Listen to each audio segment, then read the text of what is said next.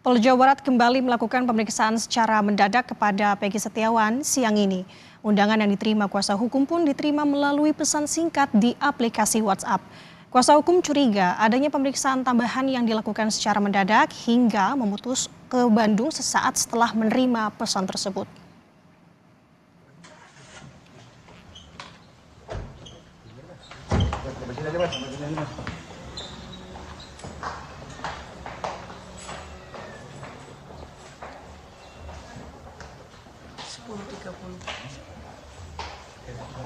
Rem, pelan-pelan rem, pelan-pelan rem.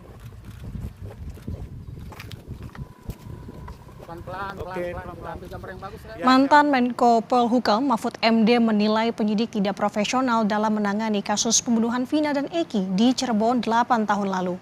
Mahfud menduga ada permainan di balik kasus ini. Mantan Menko Polhukam Mahfud MD menyoroti penyidik yang menghilangkan 2 buron dalam daftar pencarian orang. Padahal DPO ini sudah masuk dalam dakwaan jaksa hingga putusan hakim di pengadilan. Mahfud MD menilai ada permainan untuk melindungi seseorang yang bertujuan membuat kabur kasus ini.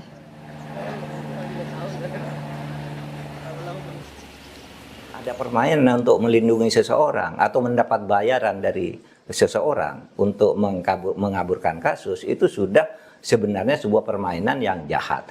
Nah, saya cenderung ini lebih dari unprofesional.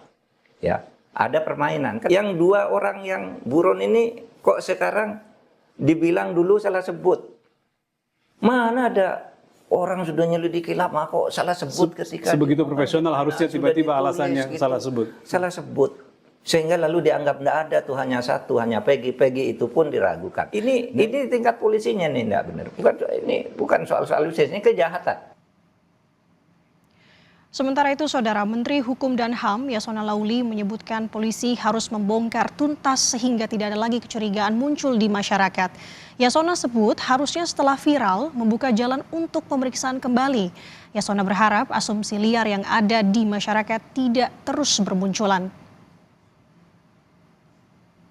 Terserah polisi supaya membongkar tuntas itu, supaya jangan ada kecurigaan dari masyarakat, apalagi viral. Ada indikasi lagi bukan orang yang ditangkap, bukan orang yang melakukan. Ada kesalahan SOP dalam pemeriksaan. Dan dalam keadaan kondisi seperti ini, polisi harus betul-betul bergerak keras, cepat mengungkap kasus ini supaya jangan liar nanti hipotesis-hipotesis yang terjadi di masyarakat. Kecurigaan terjadi di masyarakat. Soal kasus pembunuhan Vina dan Eki, Saudara, Wakil Ketua Komisi 3 DPR RI Habibur Rahman meminta semua pihak jangan berasumsi.